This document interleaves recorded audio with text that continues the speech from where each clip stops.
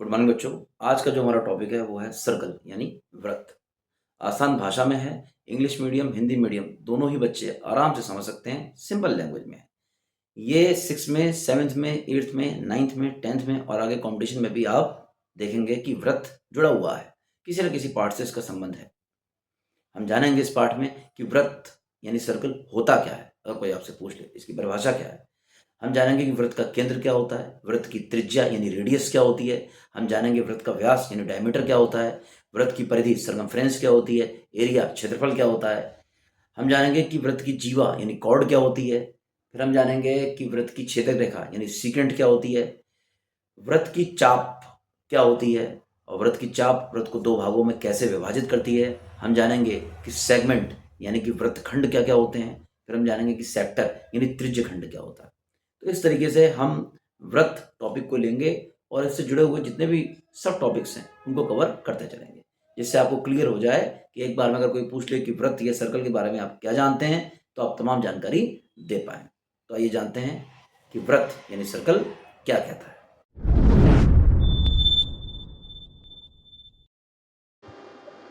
चलिए देखते हैं वृत्त क्या है।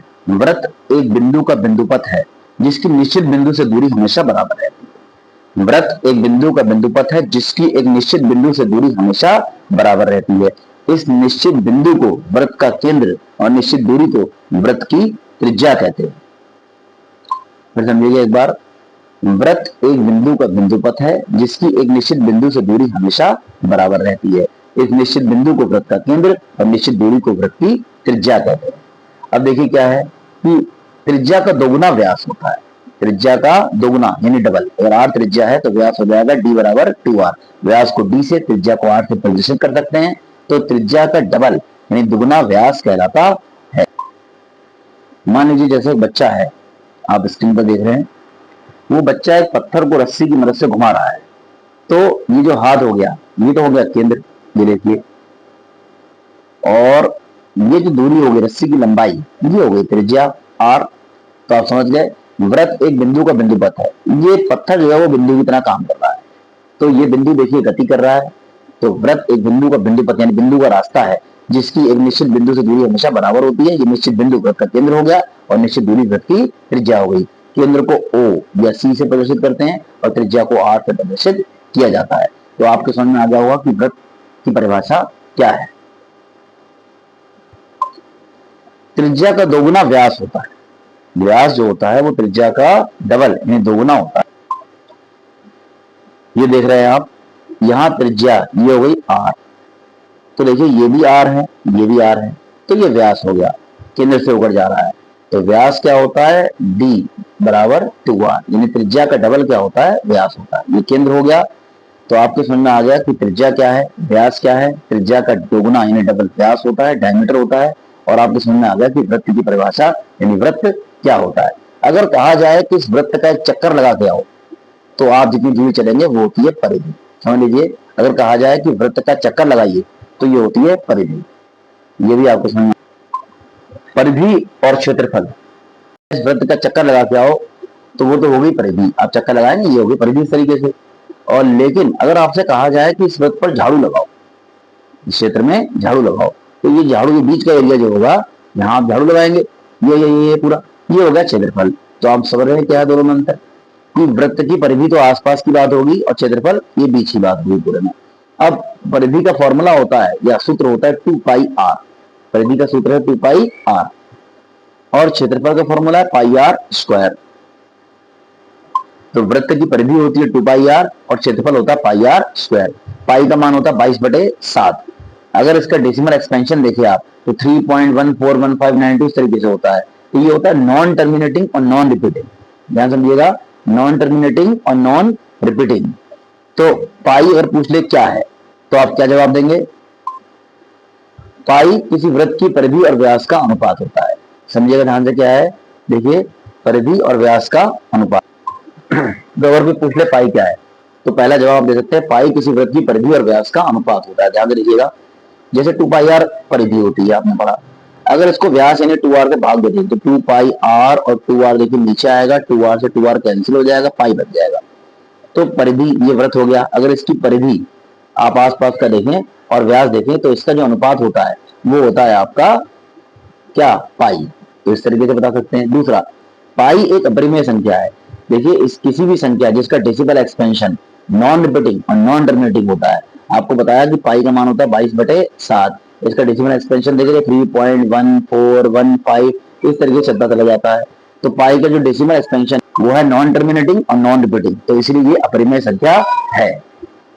तो पाई के बारे में आप लोग जान गए कि पाई का मान होता है 22/7, इसका decimal expansion non terminating non repeating होता है, इसीलिए एक अपरिमेय संख्या है।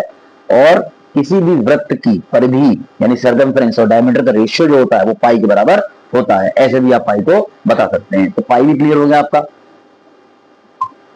आइए जानते हैं वृत्त की जीवा या कॉर्ड क्या है। देखिए वृत्त के किन्हीं भी दो बिंदुओं को, अगर वृत्त की परिधि है उसके दो बिंदु लिए जाए और उनको मिला दिया जाए तो वो रेखा वृत्त की जीवा या कॉर्ड कहलाती है। जैसा कि आपको ये दिख रहा है, ये जीवा या कॉर्ड है। अब कोई पूछे कि वृत्त की सबसे बड़ी कॉर्ड या जीवा क्या होती है, तो व्यास होती है। देखिए वृत्त के दो बिंदु हैं, केंद्र से होकर जा रही है, ये व्यास, ये डायमीटर सबसे बड़ी जीवा या कॉर्ड होता है। तो आपसे कोई पूछे जीवा या कॉर्ड क्या है, कि वृत्त की परिधि के दो बिंदुओं को मिलाने वाली रेखा जीवा या कॉर्ड कहलाती है। वृत्त की सबसे बड़ी कॉर्ड कौन सी होती है, व्यास होती है, डायमीटर होती है। वृत्त की ऐसी कॉर्ड जो कि केंद्र से जाती है वो भी क्या है, डायमीटर है, व्यास है। सभी प्रश्नों का जवाब सुन लीजिए। फिर आता है कि सीकेंट क्या है, तो वृत्त के इन्हीं दो बिंदु को काटती हुई रेखा निकल जाए तो उसे सीकेंट या छेदक रेखा कहते हैं, छेदिका कहते हैं, या छेदक रेखा कहते हैं, या सीकेंट कहते हैं। और वृत्त के किसी बिंदु पर छू कर जाने वाली रेखा स्पर्श रेखा या टेंजेंट कहलाती है। तो आप जीवा जान गए, आप त्रिज्या जान गए, त्रिज्या का डबल व्यास जान गए, सबसे बड़ी जीवा व्यास या डायमीटर होती है जान गए, छेदक रेखा या सीकेंट क्या होती है ये जान गए, स्पर्श रेखा या टेंजेंट क्या होती है ये जान गए।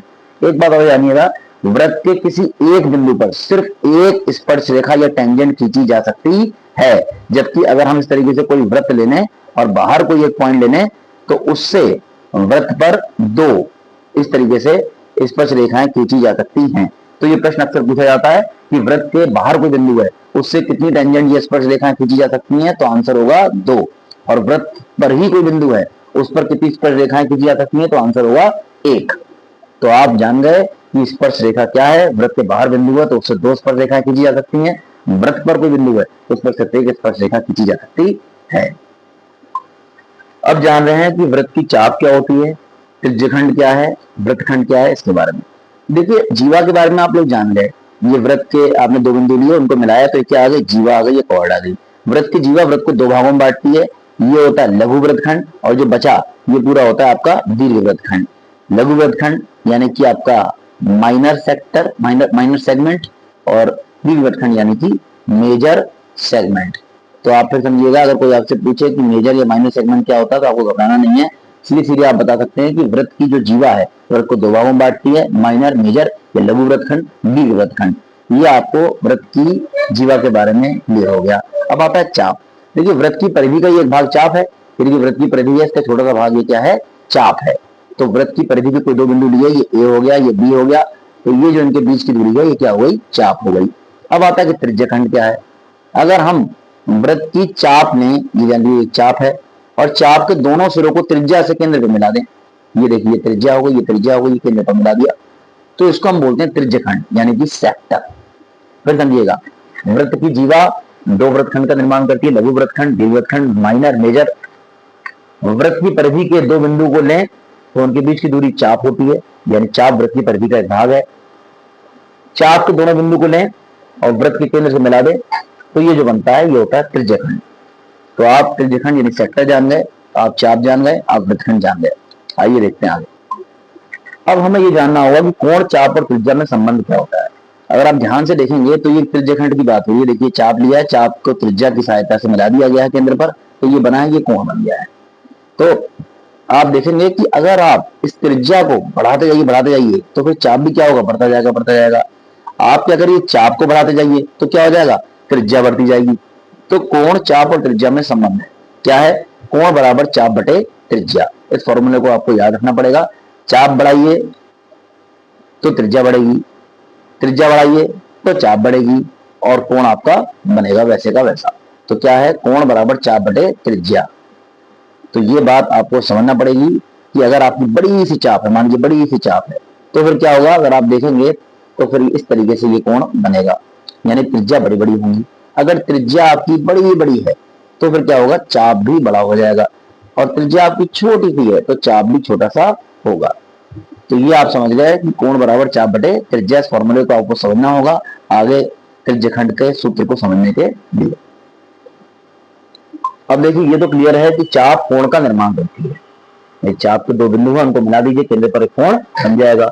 अगर पूरी परिधि की बात करें, अगर सबसे बड़ी चाप की बात करें तो वो परिधि के बराबर हो जाएगी। तो पूरी परिधि यानी 2 पाई आर, वो कोण क्या बनाएगी, 360 डिग्री का। तो क्या हो जाएगा 2 पाई आर।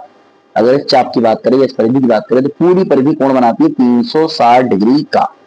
तो अगर पूरी परिधि 360 डिग्री का कोण बनाएगी तो कोण बराबर चाप बटे त्रिज्या, कोण की जगह 360, चाप हो गया 2 पाई आर यानी परिधि के बराबर। त्रिज्या से भाग कर दिया तो आप देखेंगे कि 360 डिग्री बराबर आर से आर ये कट गया है तो बराबर आ गया 2 पाई, और 2 से 360 कट गया तो ये आ गया 180 डिग्री।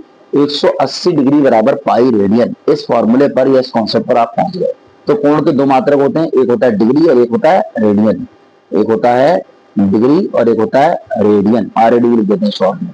तो pi radian is equal to 180 degree या 180 degree is equal to pi radian. ये कॉन्सेप्ट निकल कर आया। देखिए आप इतना समझ चुके हैं कि चाप त्रिज्या और कोण में संबंध होता है, कोण बराबर चाप बटे त्रिज्या। त्रिज्या बढ़ेगी तो चाप बढ़ेगी, चाप बढ़ेगी तो त्रिज्या बढ़ेगी। तो आपने ये देखा कि अगर पूरी की पूरी हम चाप यानी परिधि की बात करें तो वो पूरा का पूरा कोण यानी 360 डिग्री बनाएगी। तो इस फॉर्मूले से हमने देखा कि 180 degree 180 degree is equal to pi radian या pi radian is equal to 180 degree निकल कर आ गया। तो ये कॉन्सेप्ट भी क्लियर हो गया होगा आपका। अब हम जान रहे हैं फ्रैक्शन ऑफ सर्कल यानी वृत्त के टुकड़े। अगर एक वृत्त ले लिया जाए और उसको 20 से काट दिया जाए तो वो आधा आधा हो जाएगा, यानी 1/2। वृत्त के 4 हिस्से कर दें तो 1/4। तो ये 1/2 1/4 ये वृत्त के टुकड़े हैं कि कितने हिस्से हो गए। अगर वृत्त के 2 हिस्से हुए तो आधा आधा, आधे आधे टुकड़े हो गए, और वृत्त के 4 हिस्से हुए तो 1/4 टुकड़े हो गए। तो इस तरीके से हम समझेंगे कि वृत्त के टुकड़े या फ्रैक्शंस हम कैसे निकाल सकते हैं। देखिए जैसे ये व्रत है पूरे का पूरा, ये व्रत को 20 से काट दिया, ये हो गया आधा, 1/2 1/2। फिर ये हो गया 1/3 3 हिस्सों में काटा, 4 में काटा तो 1/4 1/4। इस तरीके से हम कितने भी हिस्से व्रत के कर सकते हैं, व्रत के टुकड़े अलग अलग मिल जाएंगे। हमारा यहाँ ये बताने का उद्देश्य सिर्फ इतना सा है कि अगर आपको पता हो कि कितने टुकड़े किए गए तो आप कोण निकाल सकते हैं। जैसे 360 डिग्री है टोटल कोण, आपको बोला गया कि आधा आधा किया गया यानी 2 हिस्से किए गए, तो आपने 2 से भाग करा तो आधा आधा करने पे आपको मिला ये 180 डिग्री। यानी अर्धवृत्त जो है वो 180 डिग्री कोण का निर्माण करता है, या आधी चाप जो है वो 180 डिग्री कोण का निर्माण करती है। इतना आप समझ गए। हमने 1/4 हिस्से करे तो हमको इसी तरीके से मिल जाएगा 90 डिग्री, कि 90 डिग्री कोण का निर्माण होता है अगर 1/4 टुकड़े यानी 4 टुकड़े कर दिए जाए वृत्त के। तो अगर हम इसका उल्टा कर दें, यानी कि अगर हमको पता हो कि 180 डिग्री कोण का निर्माण हो रहा है 180 डिग्री, और बटे में लिख दें पूरा कोण यानी 360 डिग्री, तो आपको पता चल जाएगा कि कितने टुकड़े किए गए। 180 दुनी 360, आपको पता चलेगा कि आधे आधे टुकड़े किए गए हैं। ये देखिए 180 बटे 360। यहां से आप किस कॉन्सेप्ट पर पहुंच रहे हैं, यहां से आप इस कॉन्सेप्ट पर पहुंच रहे हैं कि अगर आप चाप द्वारा केंद्र पर बना हुआ कोण बता दें कि कितना है, तो आप सीधे सीधे उस कोण को 360 से भाग करेंगे तो कितने टुकड़े हुए ये आपको मिल जाएगा। देखिए कैसे, तो यहाँ ये फॉर्मूला निकल के आया कि theta upon 360 degree is equal to fraction of circle.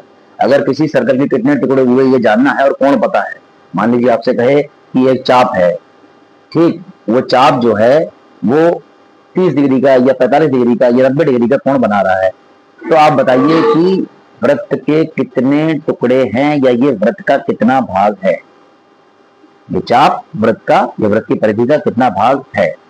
तो इस फॉर्मूले की हेल्प से आप फ्रैक्शन ऑफ सर्कल यानी कितने टुकड़े हुए ये जान सकते हैं, थीटा अपॉन 360 डिग्री। आइए इसका इंप्लीमेंट देखते हैं क्या है। मान लीजिए ये वृत्त आपको दिया हुआ है, इसके 4 टुकड़े हो रहे हैं, और आपसे पूछे कि ये जो चाप है इसकी लंबाई क्या होगी, या आपसे पूछे कि ये वाला जो टुकड़ा है इसका क्षेत्रफल क्या होगा। इस दो तरह के प्रश्न आपसे आते हैं। बड़ा सिंपल है, जनरली आप देखें ये 4 हिस्से हो रहे हैं तो आप करेंगे 1/4 और पूरी परिधि का यानी 2 पाई आर, ये तो हो गई चाप की लंबाई, और 1/4 गुणा पूरा क्षेत्रफल कितना होता है पाई आर स्क्वायर, ये हो गया इस चाप द्वारा निर्मित क्षेत्रफल यानी त्रिज्यखंड का क्षेत्रफल। तो आपसे पूछे कि इस त्रिज्यखंड का क्षेत्रफल क्या है, तो 1/4 गुणा पाई आर स्क्वायर, तो 4 टुकड़े हो रहे हैं, और ये 1/4 गुणा 2 पाई आर यानी चाप की लंबाई। तो चाप की लंबाई और क्षेत्रफल ये दो निकालने को आते हैं। तो इसके लिए इस कॉन्सेप्ट से हम इस फॉर्मूले पर यानी सूत्र पर पहुंच गए कि अगर हम टुकड़ा ज्ञात करने यानी सर्कल फ्रैक्शन ऑफ सर्कल ज्ञात करने, उसकी मल्टीप्लाई कर देंगे परिधि से तो चाप की लंबाई मिल जाएगी, और उसकी मल्टीप्लाई कर देंगे क्षेत्रफल से तो उस त्रिज्यखंड का क्षेत्रफल हमें मिल जाएगा। तो देखते हैं कैसे। तो सेक्टर में यानी त्रिज्यखंड में चाप की लंबाई और क्षेत्रफल ज्ञात करना। कैसे ज्ञात करेंगे? अगर आपसे पूछे कि त्रिज्यखंड में चाप की लंबाई ज्ञात करिए तो आपको पता है कि थीटा अपॉन 360 डिग्री, इससे मिल जाएगा कि 1/4 सर्कल है या आधा आधा किया जाए या कितना किया जाए। जैसे ये मिल जाएगा थीटा अपॉन 360 डिग्री, इसकी मल्टीप्लाई जैसी 2πr से करेंगे तो ये आपको मिल जाएगा एल यानी चाप की लंबाई। और त्रिज्यखंड का क्षेत्रफल निकालने के लिए अगर आपको पता चल जाए कि 1/4 या आधा सर्कल है कितना है, तो आप थीटा अपॉन 360 डिग्री से निकालेंगे और इसकी मल्टीप्लाई कर देंगे πr² यानी टोटल एरिया से, तो आपको मिल जाएगा कि एरिया त्रिज्यखंड का क्षेत्रफल क्या है। तो आप समझ गए कि हमने पूरा कॉन्सेप्ट समझा कि कैसे करके हम किसी भी अगर वृत्त के टुकड़े टुकड़े कर दें तो वो आधा हुआ है 1/4 हुआ है, कैसे हुआ है वो थीटा अपॉन 360 डिग्री से निकाल लेंगे। और अगर कोई चाप है तो वो परिधि का एक भाग ही है, या उस चाप से जो क्षेत्रफल बना है त्रिज्यखंड बना है वो भी वृत्त का एक भाग ही है। तो थीटा अपॉन 360 डिग्री की मल्टीप्लाई जैसे ही 2πr से करेंगे वैसे ही चाप की लंबाई मिल जाएगी, और जैसे ही टोटल क्षेत्रफल से करेंगे वैसे ही त्रिज्यखंड का क्षेत्रफल या चाप द्वारा निर्मित क्षेत्रफल आपको मिल जाएगा। तो उम्मीद है कि आपको ये समझ में आ गया होगा। जो टॉपिक हमने आप कवर किए हैं ये सारे के सारे क्लियर हो गए होंगे। फिर मिलेंगे